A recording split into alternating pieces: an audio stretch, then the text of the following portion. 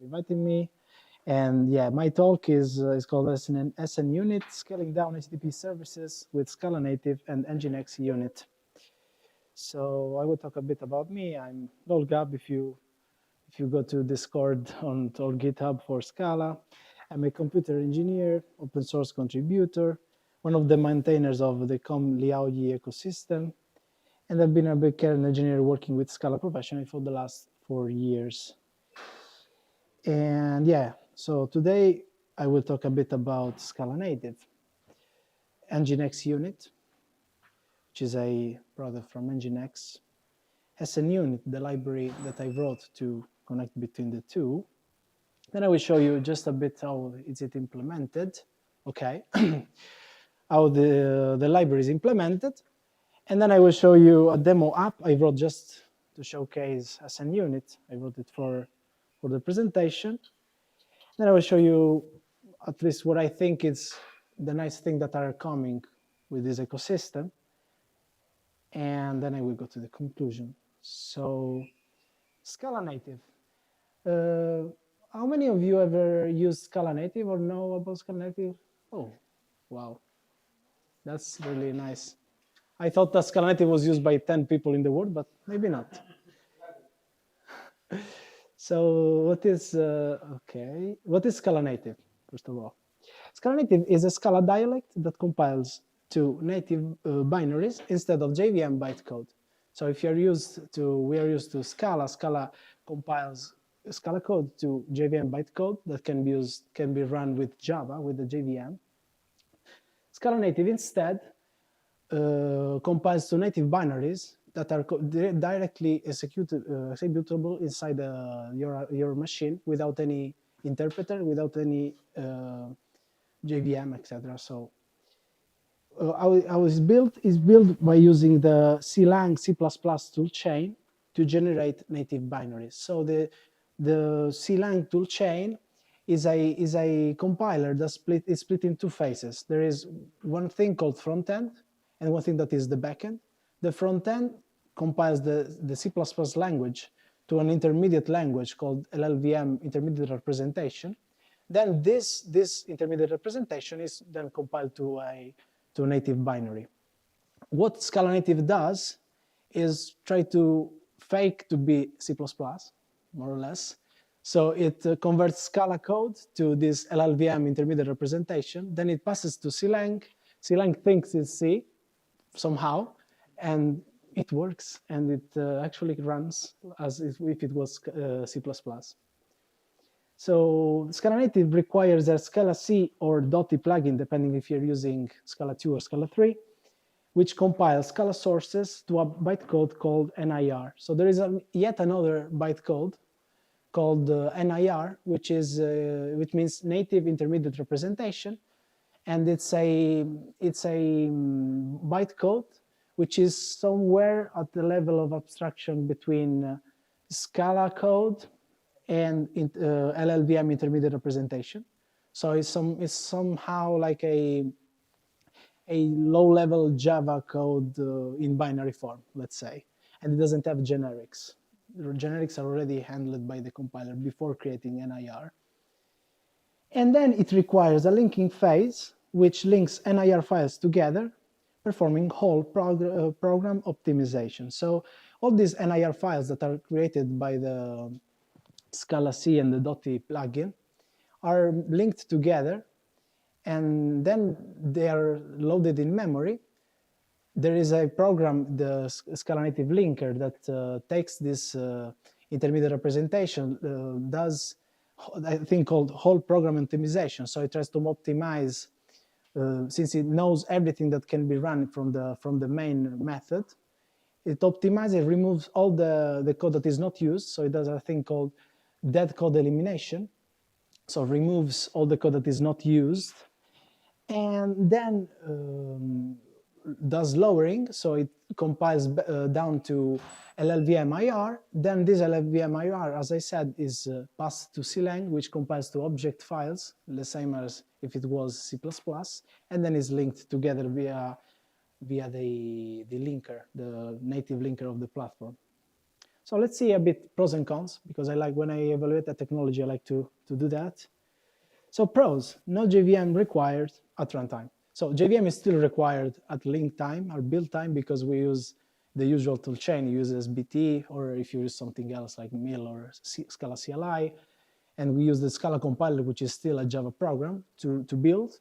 But at runtime, we don't need a JVM. So there is less dependencies. We can have a smaller, imagine you compile, you create a Docker image, you need to put less stuff into it, because you depend on less things. It creates small executables, which are around 1 megabyte, 2 megabyte an hello world, and they can go up to infinite, to 50 megabytes, depending on how many the more dependencies you have, the more things you touch, the bigger they get, of course. It has instant startup, so when you run an application, it runs instantaneously, and because it doesn't need to do class loading, it doesn't need to do many things that we do in Java, so it doesn't need to interpret bytecode, because it's already machine code for your platform. And there is no warm-up. So there is a little bit of warm-up in the garbage collector, so the garbage collector needs to allocate some memory, but is barely noticeable. So we can say that there's no warm-up. So your application goes fast from the first request. And in an HTTP server that can start and stop, I think is a nice feature to have. Lower memory usage. So since it doesn't need to do many things that the JVM does for us, Scala Native consumes less memory. We saw production applications that people told us in the forum that they did. They were consuming 1/5 of the memory when we were compiling to Scala Native, which is a great number. Easy interoperability with C libraries. That is the killer feature. So Scala Native needs to do many things to overcome the fact that it doesn't use a JVM. And to do that, uses the C ecosystem mostly, and C++ ecosystem. And allow interoperating with the C ecosystem, it needs somehow an API layer to call C, etc. And that is very easy to do. And it's great to be able to use C libraries so easily, thanks to Scala Native. Now we go to the cons. You might think that there are not many cons. There are. So you can't use any Java libraries because you don't have Java, so no Java. So if you were using, I don't know, the Kafka driver, forget it. No Kafka driver. Either you rewrite it in Scala, or you hope that there is like a C Kafka driver that you can wrap and then expose a Scala API on top of it. Or I expect that someone does it for you. All your Scala libraries need to be published for Scala Native. So if you already use, for example, Scala.js, you know that you can't use a Scala library in Scala.js if it's not compiled for Scala.js, so it's not published with a special artifact ID that does, for example, _sjs1 before the Scala version. And the same applies for Scala Native, because Scala Native and Scala.js use more or less the same architecture. So if a library is not published for Scala Native, you can't use it. But fortunately, nowadays, most of the libraries, the public libraries that don't use Java code, are cross-compiled and available for Scala Native, which is great. No multi-threading yet. So if you wanted to spawn thread, do things in parallel, forget it. No parallel. So you will just run one thread and it will be fine. We will see, because NGINX has some feature that allows you to forget about multi-threading and live a happy life without it. Compile once, run everywhere. We remember that from Java. Here, no. So we need to compile everywhere and run everywhere. So if you want to run on Linux, you need to have a Linux machine and compile there. If you want to run on Mac, you need a Mac machine, compile there, and run there. There are some workarounds for that. There is a thing called cross-compilation, where you have the Mac libraries on a Linux machine, and then you can compile a Mac binary there, link to the Mac libraries, but it's very hard because you need every library you use, you need to have the actual macOS artifact, which is not easy to install. It's a lot of work, and most of the time it's much easier to spawn different GitHub Actions machines with one with Linux, one with Mac, etc., and then build different binaries, combine them together, and then release them together where you release your application. If your application is something to be released and sent to people, if it's a server that you need to run, you don't care because you usually have one single operative system for your production, so it's fine. You just build for Linux x64 and you're done. Worse peak performance compared to JVM. So you remember no warm up, but you pay for that. So the JVM is very fast. Even if we JVM developers like to complain about that because we see just the first second of the JVM, but in the long run, JVM is very, very fast. And JVM, since it has a just-in-time compiler, it knows if an if returns always true, all 99% true, so it can change the native code that it creates depending on that information. Scala Native doesn't know that because it doesn't run binaries, so it needs to build a binary that works best effort for whatever it knows and doesn't know anything about runtime. And yeah, so we saw some macro benchmarks going around 70% with the same exact code. So it's exact code running on JVM and native, running around 70% of the performance of the JVM. But still there is room for improvement because many things are not yet optimized on Scala Native. Still, Scala Native is trying to stabilize the ecosystem and implementing missing things like multi-threading. So the focus is not yet on really optimizing everything. So probably that gap will be smaller in the future. Long build times. So JVM in Scala C needs to build a class file and you're done. In native, Scala C needs to build a class file because you still need a class file for metals and for a lot of things. Build NIR file. Then after you have all the NIRs for all the libraries, need to load them all in memory, do dead code elimination, do whole program optimization, do lowering to LLVMIR, write the LLVMIR to a file, then call clang to compile this LLVMIR to a object file, then link them together with clang. It's a lot of things to do.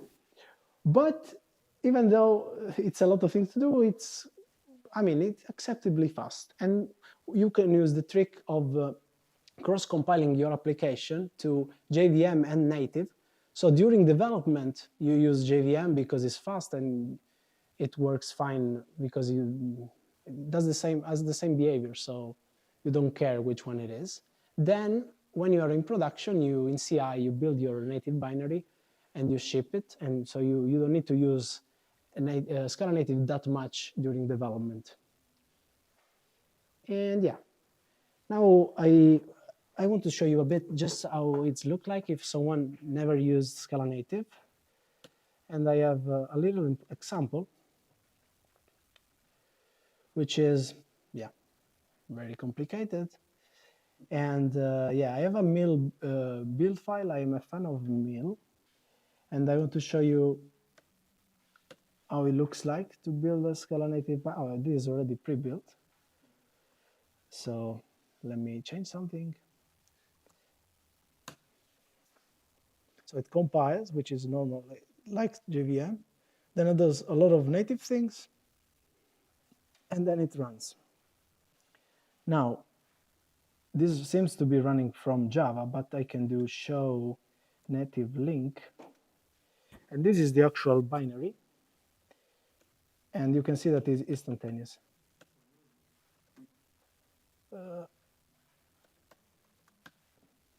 Yeah, 6 milliseconds, which is good. And this is how you look like. So in a build tool is very easy, in SBT, in Scala CLI. So in this case, you change this to this. This doesn't exist anymore, probably. Yeah, but I can do run. And now we're back in JVM. Yeah. And back to the slides. So now we talk a bit about NGINX Unit. And the same thing, I will say, what is NGINX Unit? So first of all, it's not NGINX, because a lot of people get confused all the time. It's not NGINX, it's a different thing. It's a completely separate project. Just the name is the same because the company is the same. Otherwise, it's a different product. And what is it? It's a classic HTTP server. So if you remember an HTTP server from the early 2000s, it will be like Apache, like all the NGINX. So it does like classic things like serve static files, manages TLS certificates, HTTPS, proxy requests to other servers, and stuff like that. And that here is the things that are a bit changed between the old approaches. Is this one is configured via JSON file or a REST API. So the main characteristic of NGINX Unit is to be dynamically configurable. So you can change the configuration at runtime without restarting. So NGINX usually need a restart to change configuration, which means that you need to have something below it, like Kubernetes, to hot swap it, let's say. In NGINX Unit, you can do without anything else, because at runtime, you can upload a new configuration. If it's correct, it starts to change the traffic depending on the new configuration. So imagine that you want to change a path that to point instead of an application to another application. The current request will be continue to be served, and then the new request will go to the new application depending on the new configuration. So it's an application server. And now we are coming close to why I'm interested in it. It's an application server. It means that it can run applications. It can run applications in many languages. It has built-in support for PHP, Python, Ruby, a lot of dynamic languages, and also for Node.js and Golang.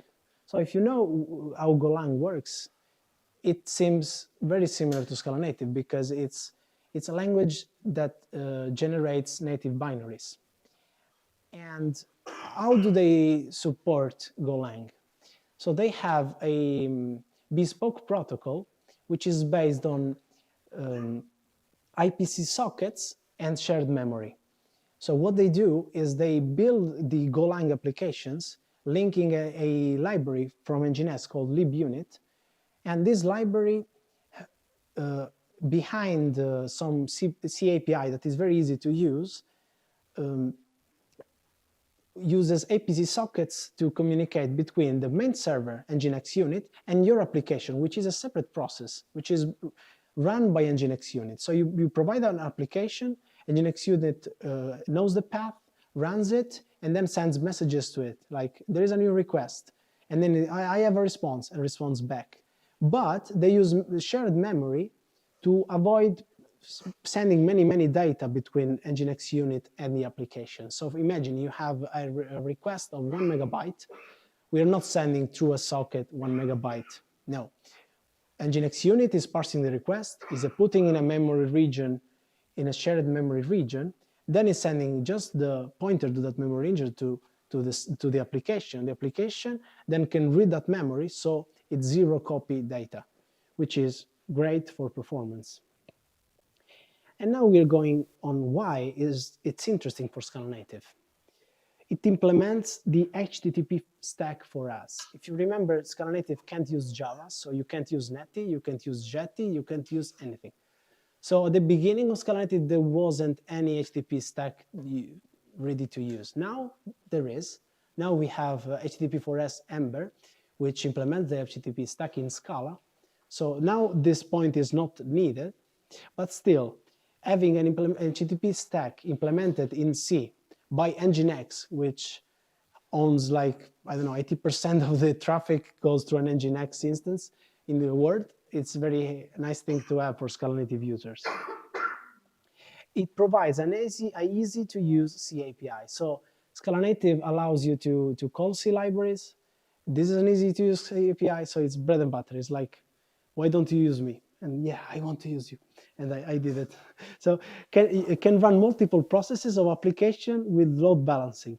So Scala Native doesn't support multi-threading, but if you have a server that can run multiple processes of an application and does load balancing between them, then maybe you don't need multi-threading that much, because you can have, if you have 10 processors and you have 10 processes of Scala Native app running in parallel, and you have the server that sends request 1 to the 1, 2, 2, 2, 2, and does those balancing, so they are all busy, and you're using the entire machine without any waste.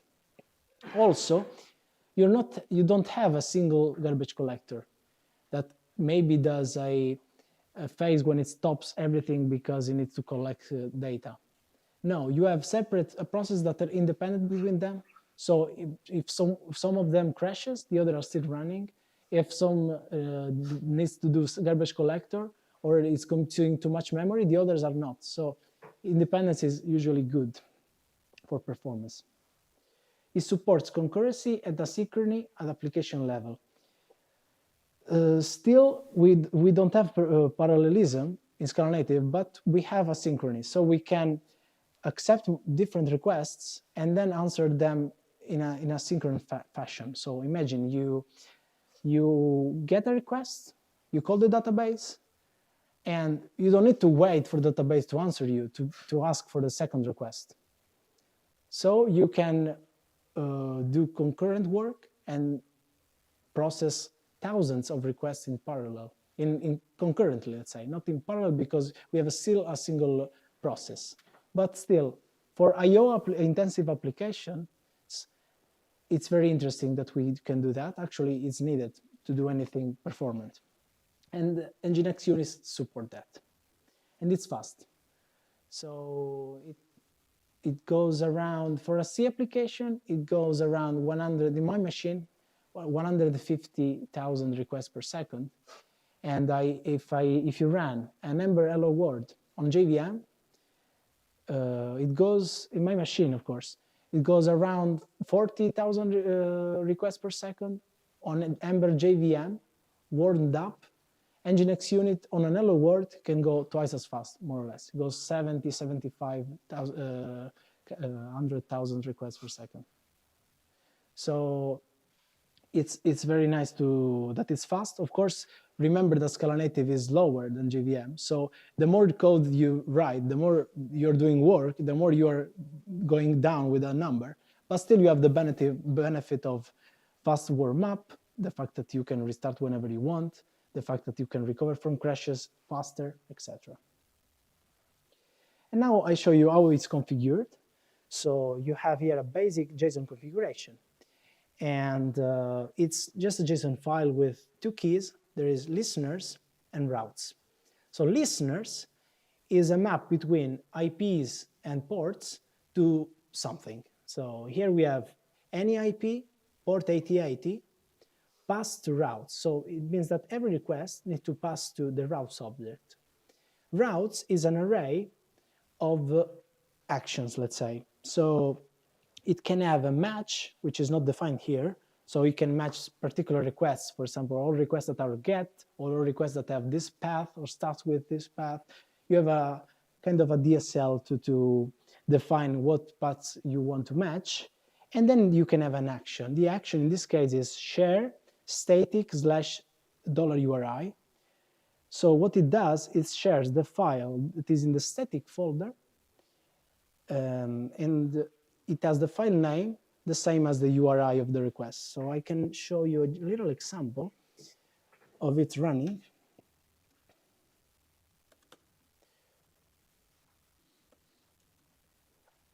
So I have the same exact configuration here, and I use the state directory. So when it starts up, NGINX Unit looks in the state directory for a file called conf.json, which is the startup configuration. Then you can change the configuration later using HTTP.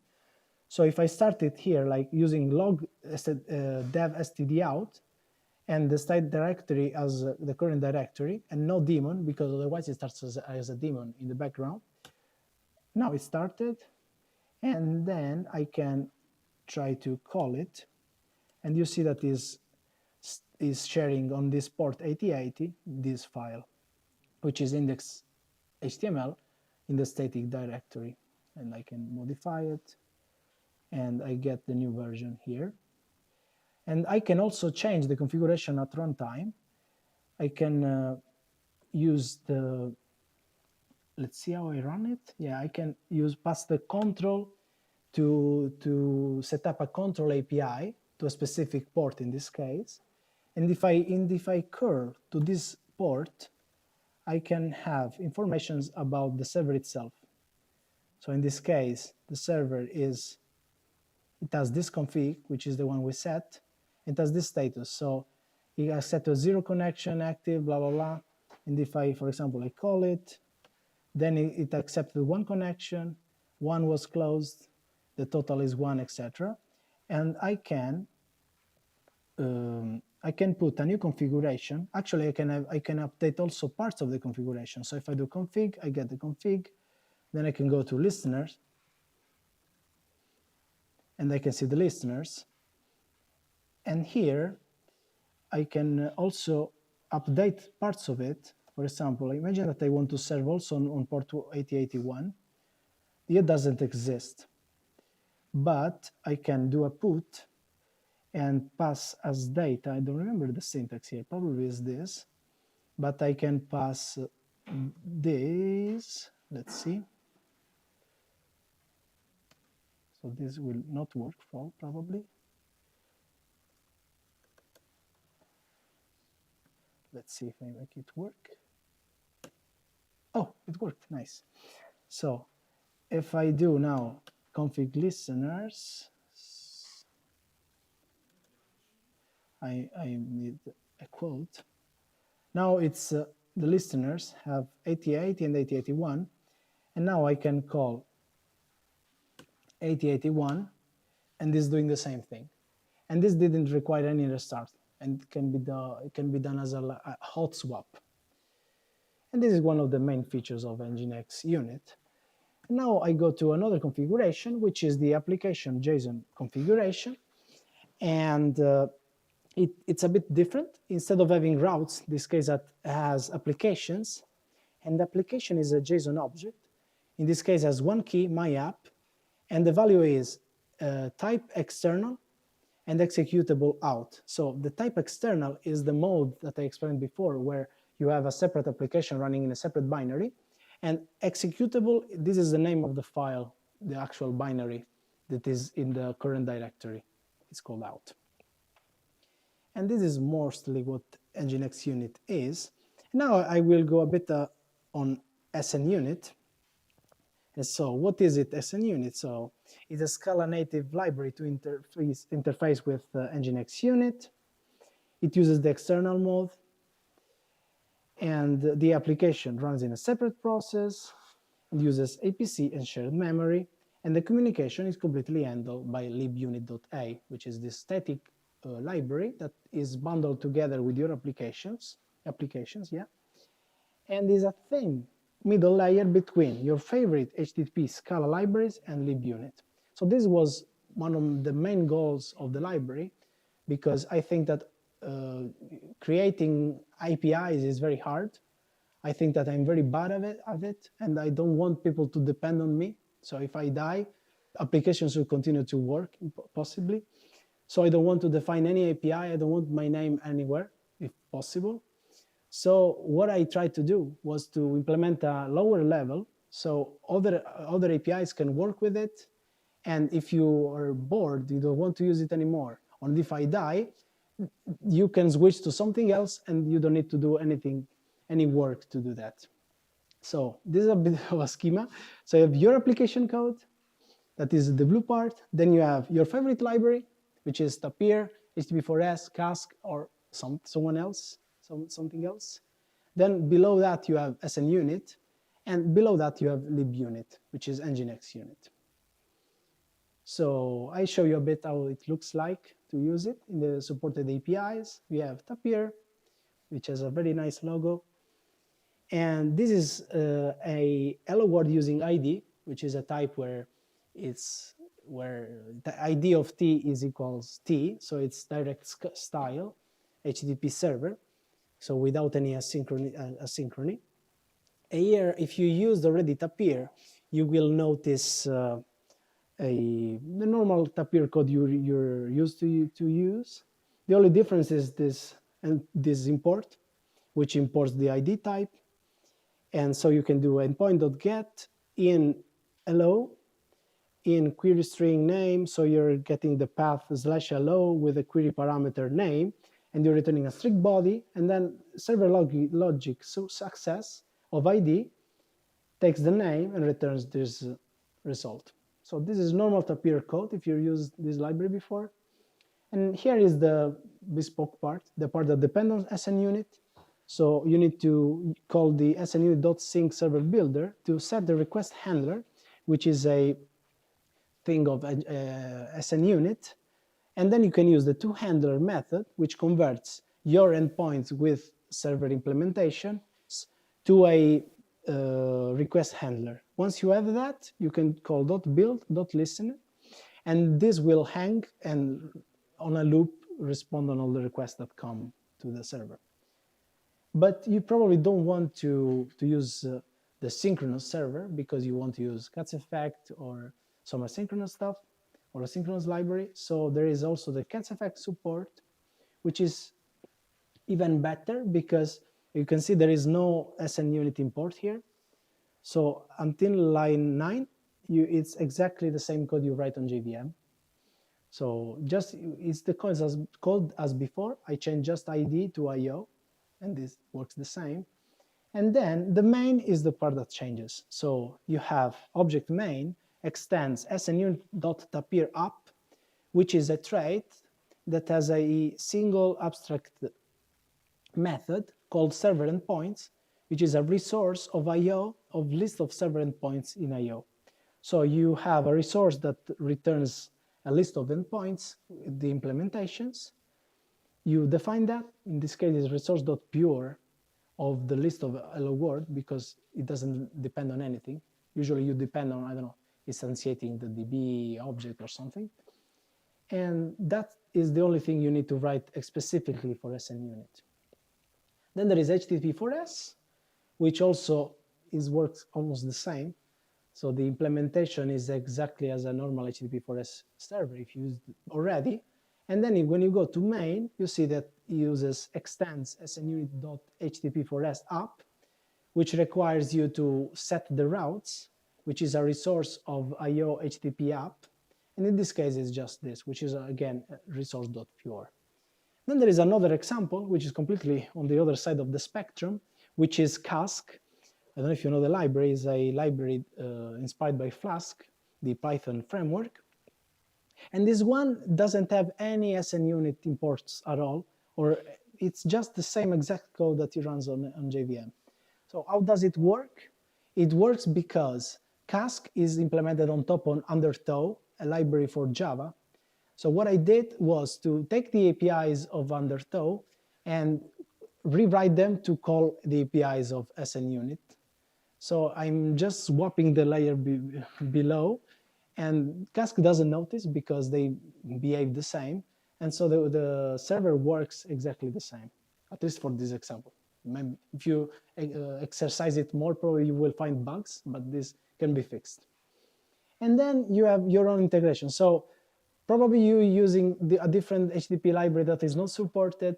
If you do and you want to try it on SNUnit, please open an issue and we will see if it's possible to implement it as well. I would love to support every library that is possible to support, to be honest. And yeah, I want now to show you a bit of the internals of SNUnit. So just, I don't know how much time I have, probably half an quarter, I don't know. But yeah, I will just show you just a bit of how it works. So it's built on layers, on top of layers, on top of layers. Actually, there are not so many layers. But so the main thing is a unsafe API, which is built in a single file. And this unsafe API uses opaque types on Scala 3 to model the API that is used by the library, the lib unit. So for example, we have this unit context type, which is a struct of 2 elements, a pointer of byte, and then a thing of nxt unit t, which is also something else, etc., etc. And once you model all the low-level API, you can create a request. What is a request? Is a Scala object that tries to, or some Scala code that tries to increase the level of abstraction a bit. So we have a request, which is a pointer of this special struct. And then I try to provide higher level constructs on top of this. So for example, you can have the method, get the version, get the headers. And so we have, for example, fields count and fields.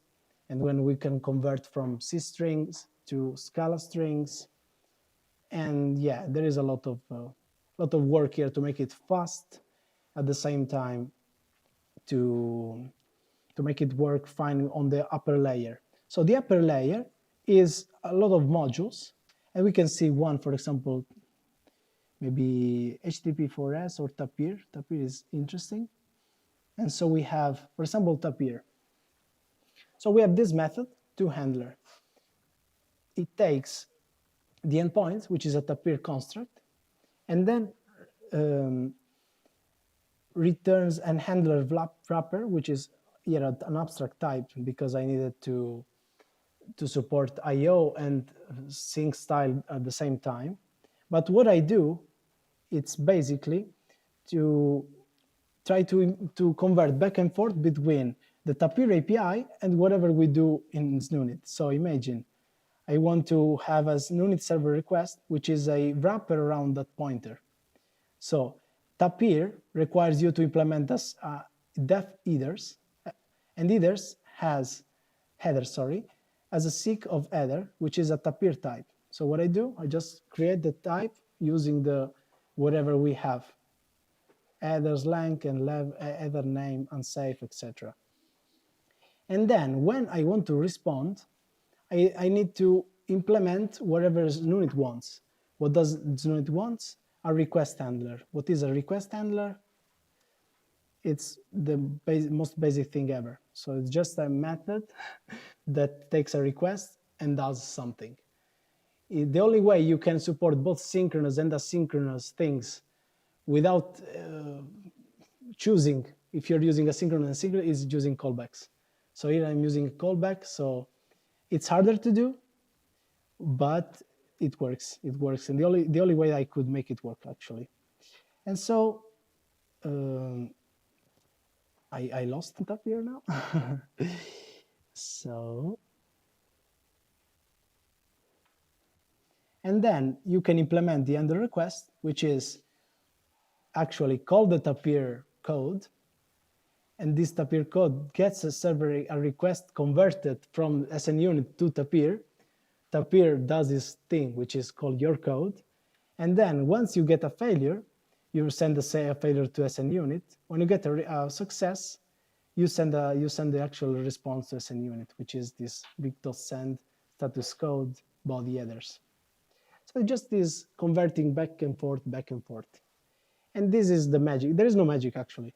And if you do this for every possible format that the Scala library uses to implement HTTP, you can support wherever you want in practice.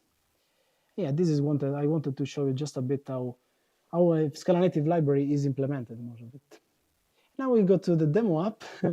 So I don't know if you already scanned this QR. I'm a backend engineer, so I'm really bad at UIs. So be kind with me. I did just this to showcase more or less how a repository for SN unit app looks like. You can tweet something. Don't put like bad words, please. But I just did a Twitter clone where I can actually show it. We have the projector. Let's use it. So yeah, this is it. Username, please use your real identity. Yeah, this is security on the next level. So I will use, since I'm a good person, I will use my name and say Scala-italy is great.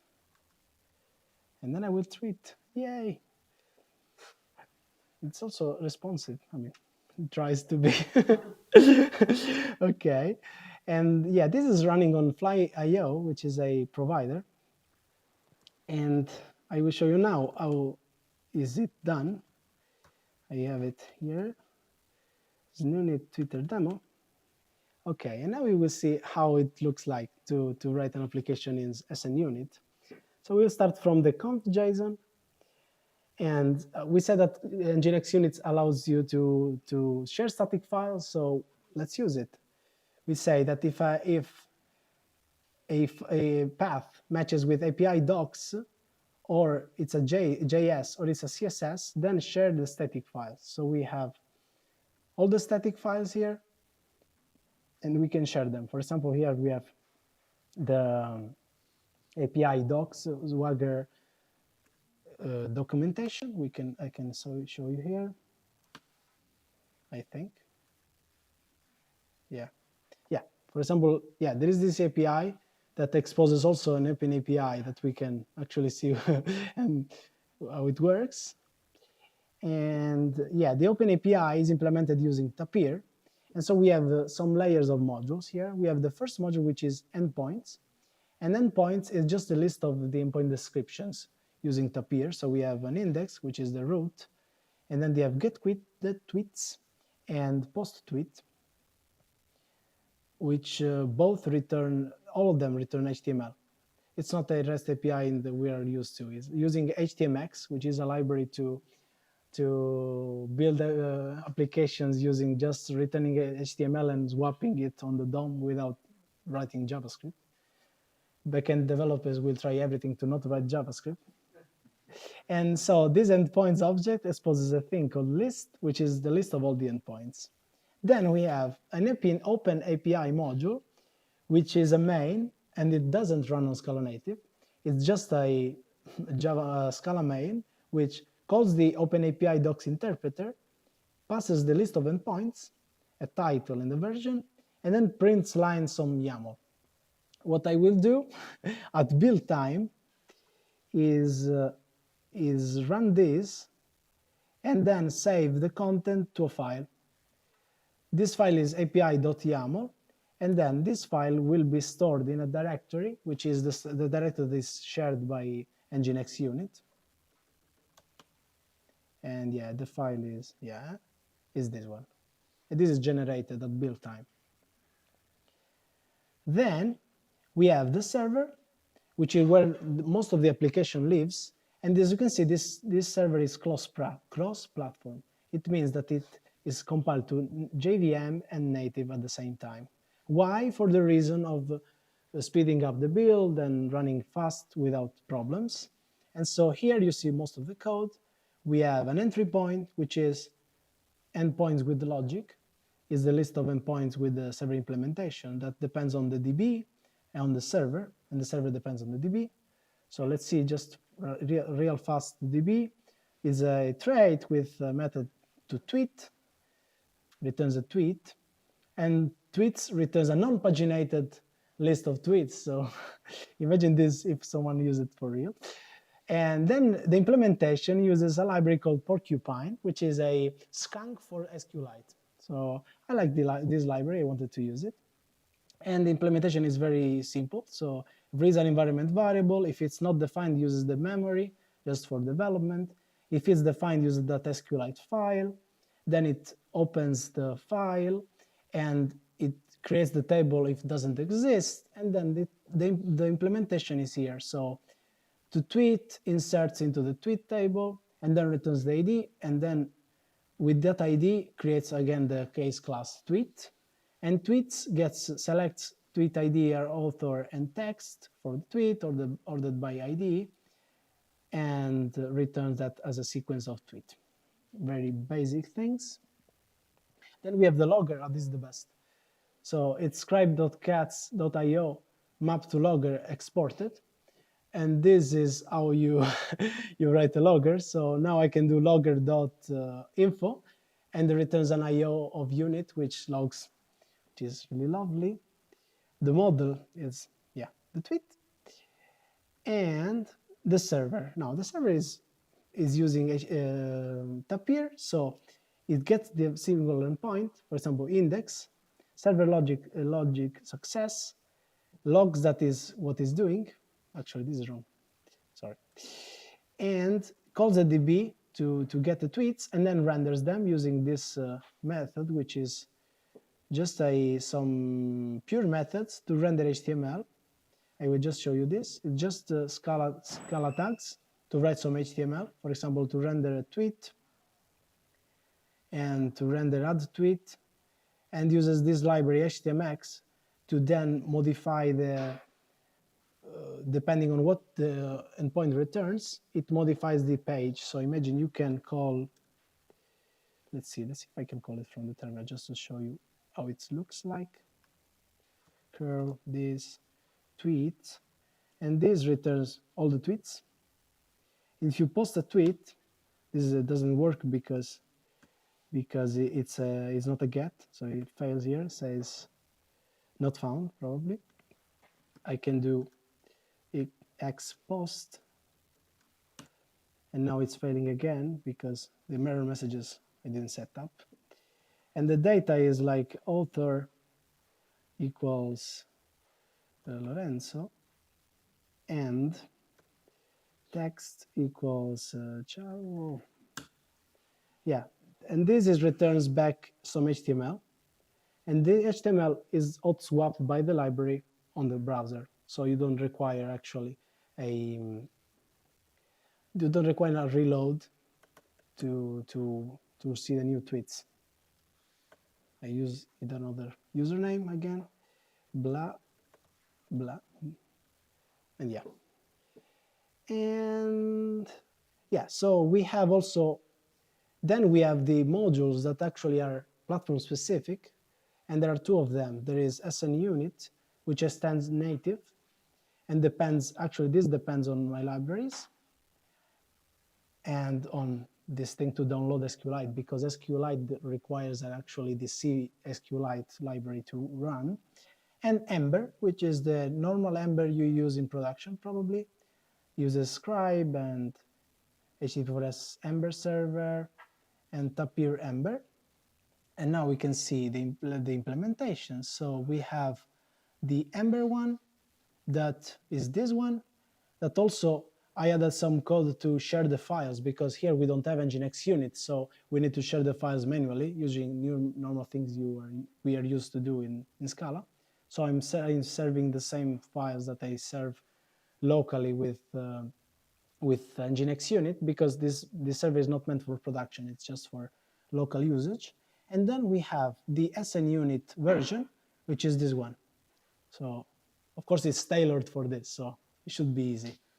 It's just main, extend Tapir app, and server endpoints is endpoints with logic, which is this one. Actually, it's not this one. It's methods that's going crazy. It's this one.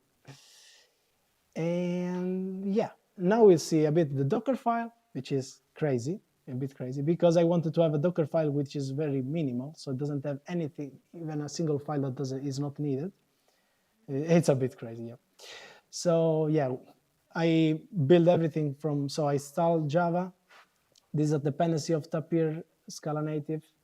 Then I compile as an NGINX Unit, because I don't want things that I don't need. For example, I don't want to install Python. I don't want to install OpenSSL if you're not using it.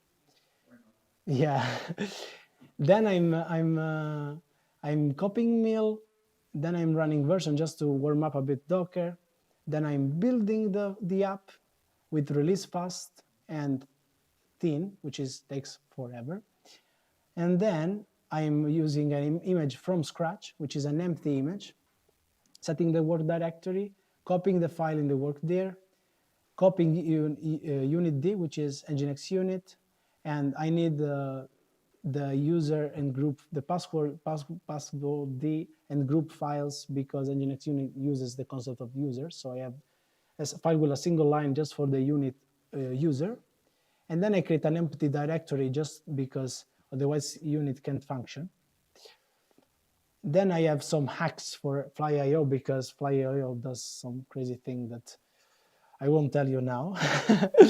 And then these are actually the dependencies of Scala Native, because Scala Native creates still dynamic binaries. So they depend on runtime on libc, libc++, and some things. This is for Tapir.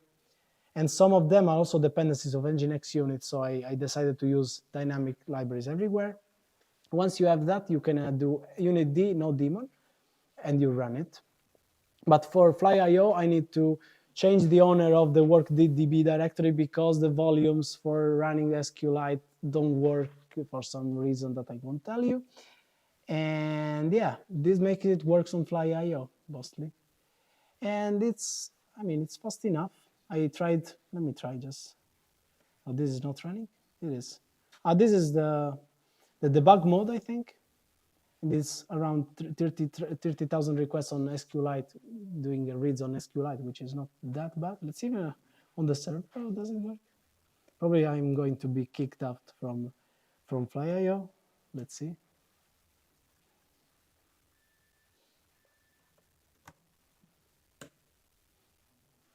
Then connection. Oh, okay. Let me try with more connection. Why not? Yeah, it's going to be. I mean, Fly doesn't like me to DOS their servers, probably. Okay, so this is the end of the demo. Just quick on the what's coming next. So in SN Unit, I already have WebSocket support for the low-level API, but I want it to work on Tapir, HTTP4S, and I want Endpoint4S, which is another library similar to Tapir that I want to support, but is very complicated to support. And then your proposal, open issues, if you have something you want for it to support. NGINX Unit, so it's NGINX, so we have expectation with them. So there is one thing called chain route actions for a request processing pipeline. It means that you can have like some kind of middlewares where half of the request is handled by your service and then it's passed to the next one. So you can have a middleware for authorization. And if you're not authorized, it says, okay, a client error. And so you can implement just that logic as a microservice and run it as a separate application in NGINX Unit, which is very interesting, this for me. Then IOU ring support, which something it doesn't support yet, but if it does, probably will speed up things by a lot. Then support quick and HTTP3, because having that implemented by NGINX, we will get it from free since we are using a lib unit. And yeah, conclusions. Oh, sorry. So is Scala Native low-level Scala? Yes. Scala Native allows memory, manual memory management, using system call directly, do pointer arithmetics, all the crazy things you can imagine. But no, because above the implementation layer of libraries like SN Unit or Porcupine, it's just plain Scala. So it's just your libraries you saw. Just 2 lines need to be written for Scala Native. The rest works exactly the same. So you don't need to care about. And also the JVM, I would argue, is based on unsafe things that you don't see that are there and work. Is it work to leave the JVM? Probably not. So you lose immense battle-tested ecosystem of libraries. It's crazy. It's crazy. You don't imagine until you lose it. Because when you have it, you don't imagine how many things you're using and you're basing your application on. And when you lose them, then you say, oh, this library, I need that. I need a Scala version of this. I need a native version of that. Great performance. So it goes, Scala Native goes 70% on a peak level. So we used to think that that JVM was slow, but just because we didn't run it for too long and we were focusing more on the startup time and not on the peak performance. Everything just works. Yeah, it's battle tested. Everything works. So should I use SN Unit or not? No, yes, wait. If your stack is supported, imagine you use HTTP4S and Skunk, great. And you want to run on smaller machines and save bucks, yes, great. Or maybe you want to run in a serverless environment because you want to start and kill, start and kill, start and kill. You can't do that on JVM, otherwise it would be wasteful. Or maybe you want to implement some endpoints in other languages. Maybe you have some Python machine learning library that you want to use, and you have to that single endpoint that reads to use that Python thing, and you don't want to build an entire Docker file, an entire microservice for that. That can be interesting. You want to delegate more things to the infrastructure, like static files sharing, TLS certificates. So usually you do that in Scala. You can do that in NGINX Unit. So it does for you and saves your process to do other work. Then you should consider using SN Unit because it's fun. Thank you.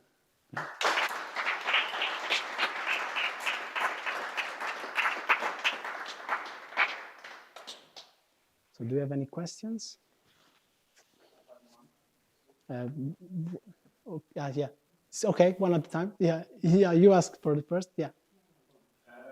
Thank you for a very nice presentation.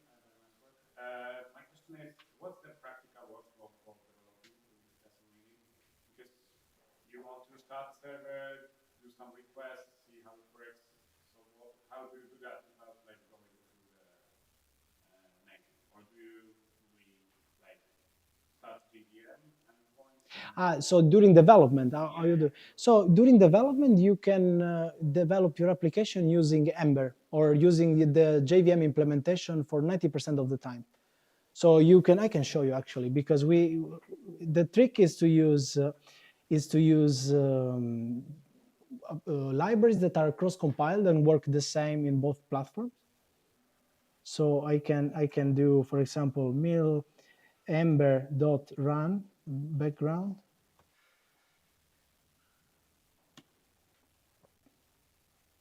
And that is running on JVM. And yeah, I hope I can. This is running on JVM.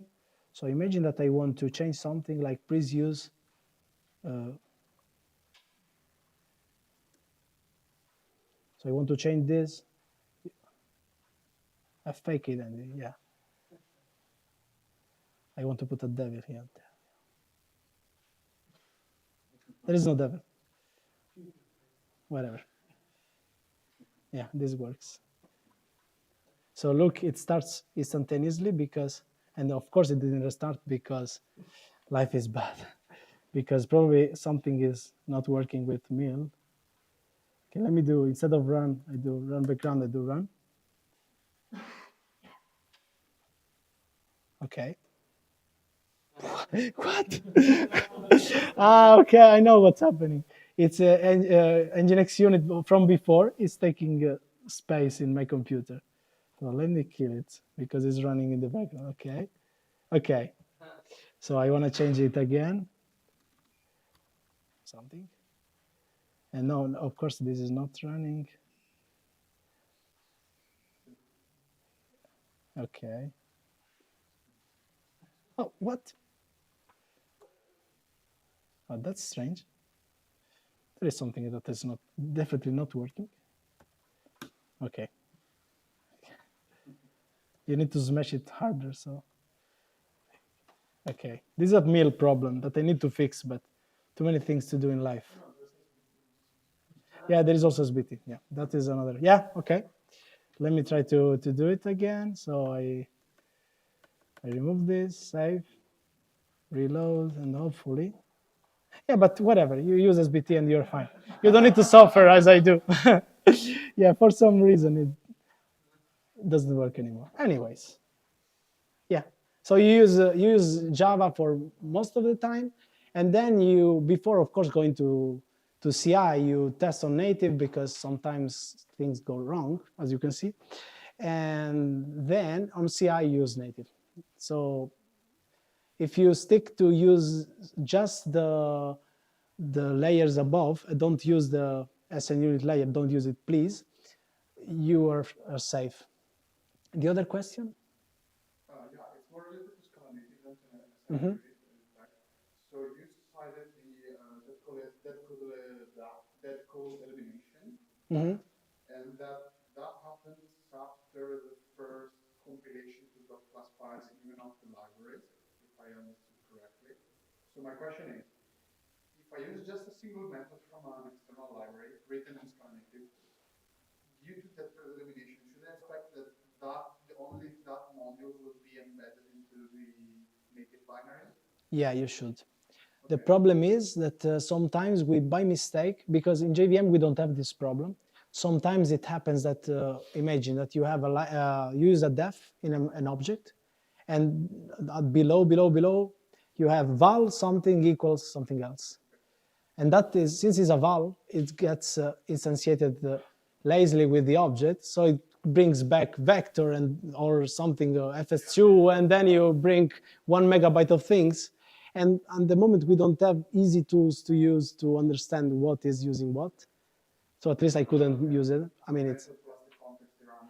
But if it's like, if your code is actually that code, you can that code eliminate it, Scala Native will probably do that, unless there is a bug, but I couldn't find any bug in this.